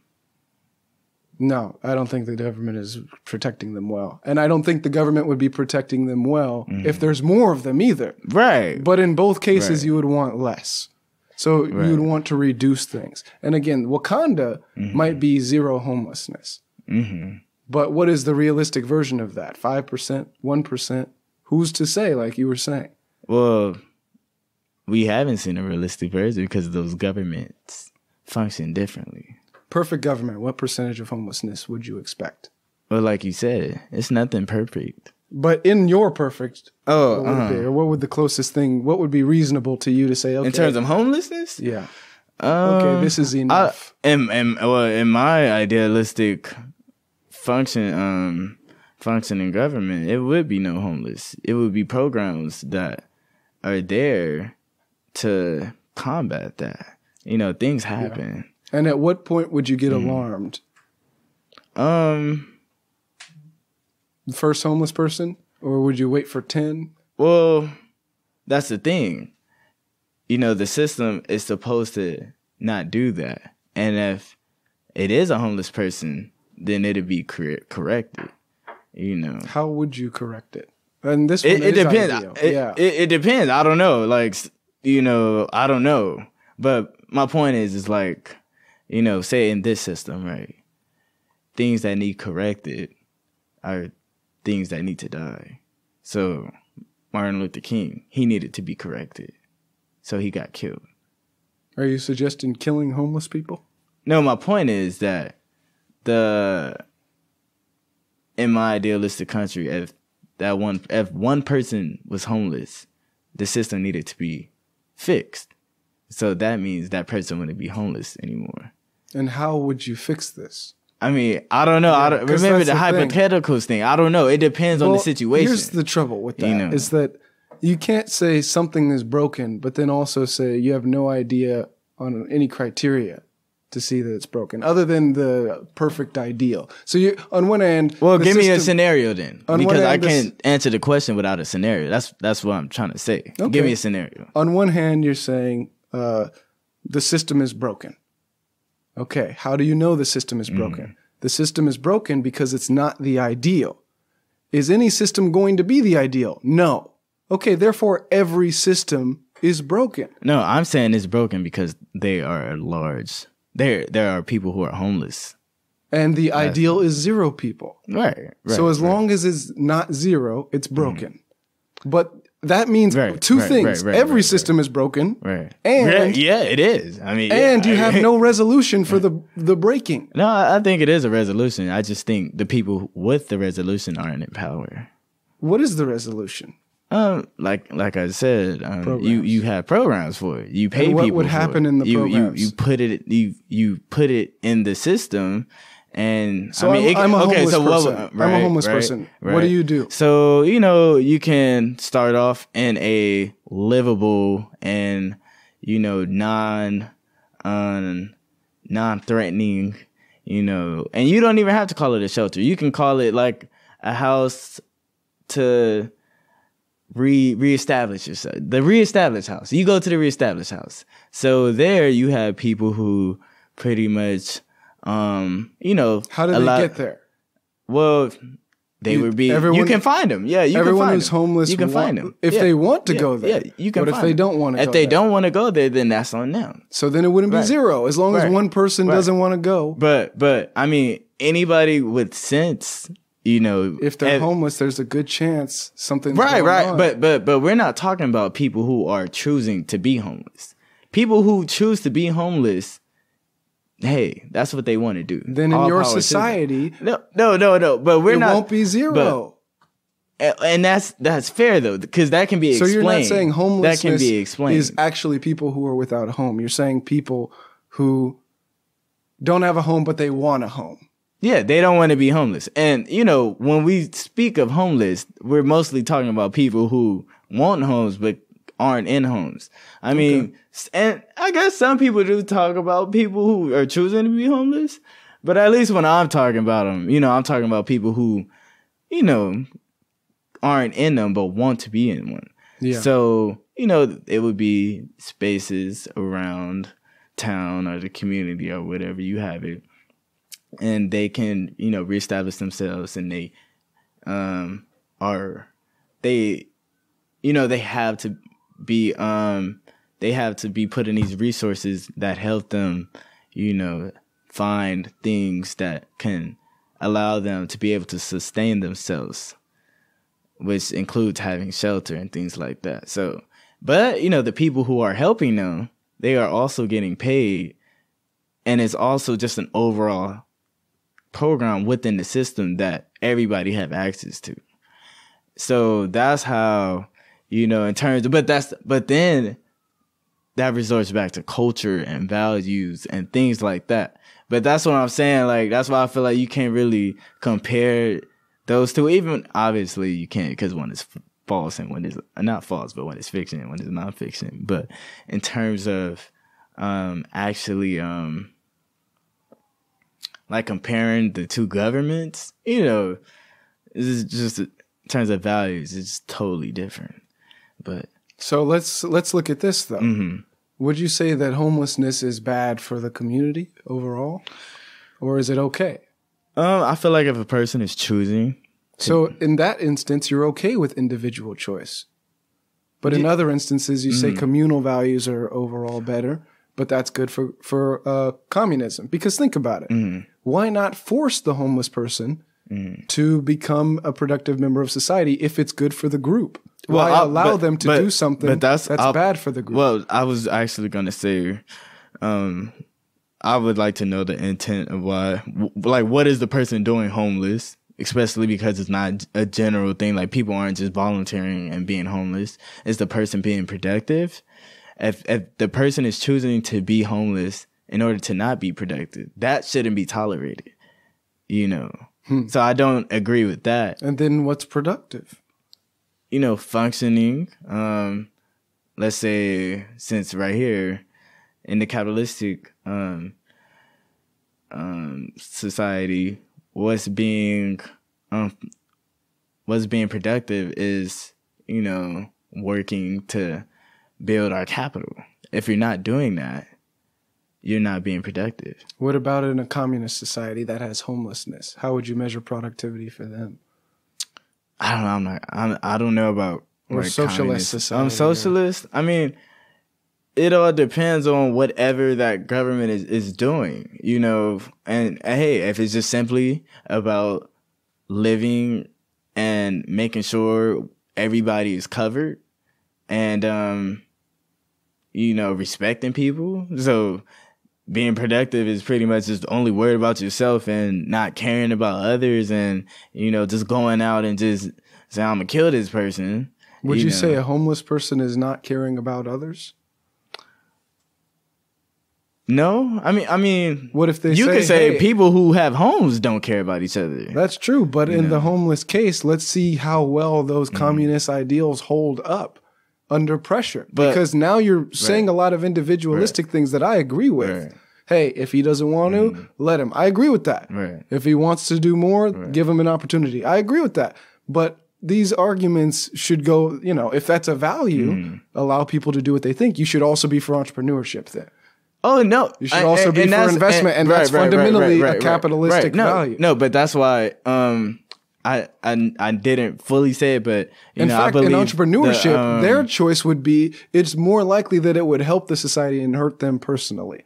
Right, but I was going to say I believe that you know, the perfect, you know, setup is 80% socialist and 20% capitalist, but it all reverts to that cap, you know, and then also, like, you just have to think about the influence. Like, yes, you know, people may think like that, but the likelihood that that's going to happen is low because they are going to be in a system that rewards a more communal way. So, you know, let's say we're in that time frame, right? Let's say somebody who is communal, right, has access to all these networks versus somebody who is individualistic, but nobody wants to help him because he's that asshole. Yeah. So, you know, it's easy to think that now because we're in that type of world. But, you know, if we think about, you know, hey, if people, you know, didn't like people who were individualistic and only cared about what's affecting them, then they're going to get shunned either way. And it's a punishment. And like I said, I don't believe in perfect worlds. Like, punishment has to be given out, and that will be a form of punishment.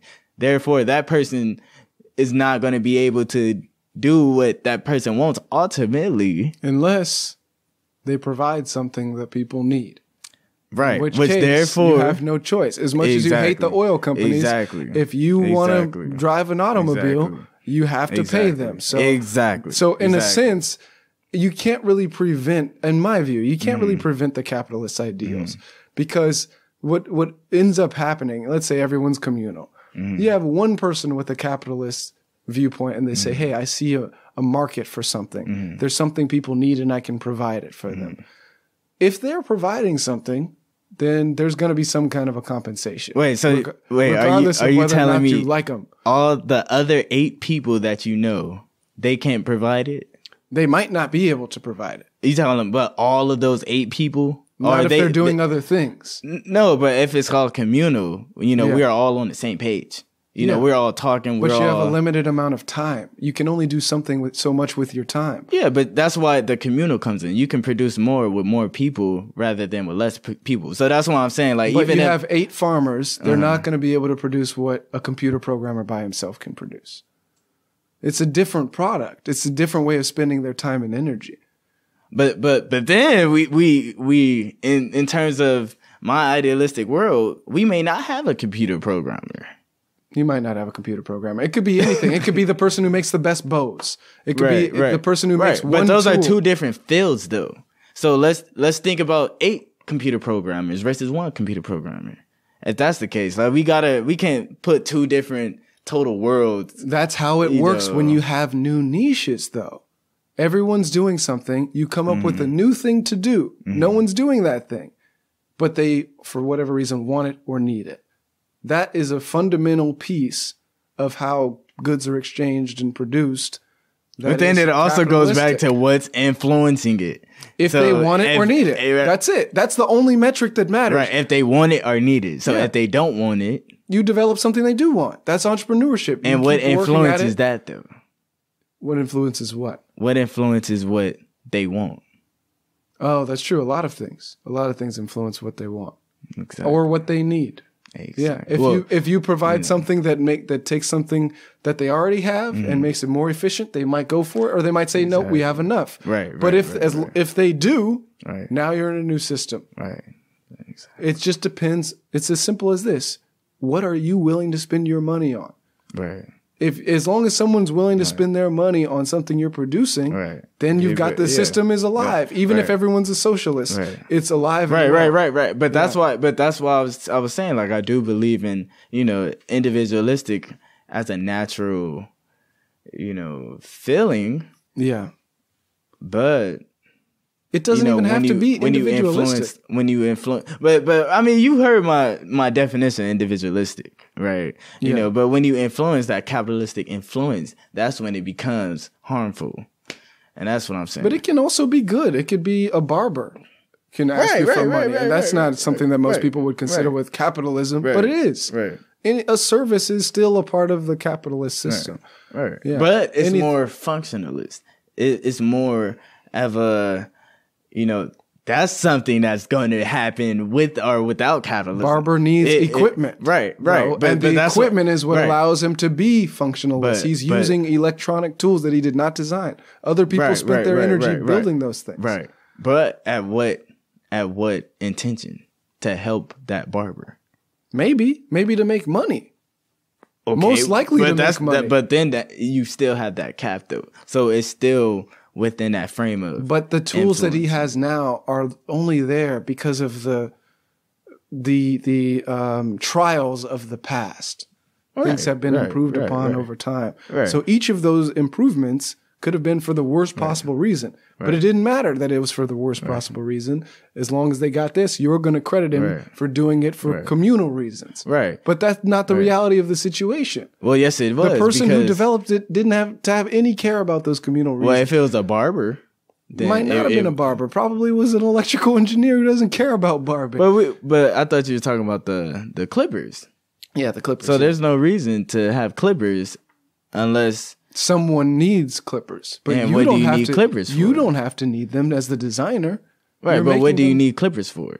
What do they need clippers for? Yeah, what did they need clippers for? For their barber stuff. But that's my point. And you said throughout history, there's always been tools that was made that were innovated. So that means the ultimate action of barbering or cutting hair always been there. Yeah. Right? Which is essentially is going to be a part of, civilization because we like grooming ourselves. Yes, but let's acknowledge that happened because of the thing that you denounce. This beautiful thing wouldn't have happened unless this innovation happened. Right, no, but okay. See, innovation isn't a capitalistic thing though. That's a human thing. True, but it's the niche thing that's special. Do you get to spend all of your energy and time focusing on some small thing like developing a clipper? Or do you have to do that in addition to a bunch of other stuff? I mean, yeah. That happens I agree with you. Yeah, people have niches. Yeah. But that wouldn't happen without the market. Why? You can look through history and see where that's happened. They develop barbering tools without. No. Okay, not what I mean tools. Is for you to spend hours and hours and hours of your time and energy as a member of this species, not foraging for food, not getting water, ancient civilizations, not doing your actual things to survive, instead doing this abstract thing, getting paid this abstract thing, and using that payment instead to cash in on the things that you need. That system fundamentally. Right? That system seems to be something that, well, not the whole thing, but the niche aspect of that system. You can still have the abstractions with communal things, with socialist things. But the niche aspect of it to say, I'm going to build not just something that cuts hair, but it's very, very, it meets all these specs. It's better than the last version. That type of attention and time can't happen if you're focused on too many things at the same time. Like you got to worry about the bear that's going to attack your house. But you talking also about worry like about ancient food. living though. Like different societies has been in place before, and you know, there has been niche jobs like that in societies that aren't capitalism. But the idea of any niche being good enough potentially for you to just focus on that only, that's kind of a risk reward that doesn't happen when people are being told what they need to do, or that you're putting a cap on the innovation. That doesn't happen because the only incentive to go for the niche is the profit margin. I see what you're saying. Because you don't need any of those. Right. After a certain point, you don't need any more niches. Right. You have the people who pick the berries. You have the people who get the meats. Right. You don't need anything more. Yeah, but to really go past that, you need to have some system saying like, hey, this guy has an idea on how he can make our houses a little better. Right. How does he do that and still eat with us? Right. No. Yeah. No, I agree with you. And the resolution is, well, if he does it in a way that we all like, that's what he's going to do from now on. Right. No, I agree. Yeah. But I'm saying that you don't just need like capitalism isn't the only way that can happen. No, that's all I'm saying. That's true. I agree with that. That's all I'm saying. But I think it is one of the best ways that can happen. That's one of the things that's incentivized. Really heavily. And it is. I mean, isn't in a lot of look at China. China is really good at developing a lot of tech, but they're still not that good at innovation. Apparently, in the area of like brand new things, right? Because it's more of a copying market. Right. Well, if you have a top-down structure, you can copy way better than some other place that doesn't have that. But when it comes to actually coming up with something new, that doesn't work in a top-down way necessarily. It's more it's more messy. Right. It's more like skateboarding, where you have to try stuff, you have to think of new stuff. A lot of it's dead ends, right? But that's why that principle of democracy, that principle of capitalism should be valued, and I do believe in that. But I just don't believe in that with everything. Yeah, you know, because with capitalism, it's with everything. It bleeds into a lot. Okay, wait. One more most important question of the universe. In the universe. Yes, sir. Once again. Push or pull?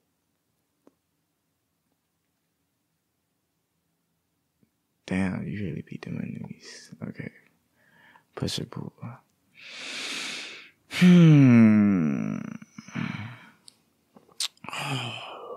Because they're both they both can be aggressive, but they both can be you don't want to be too toxic.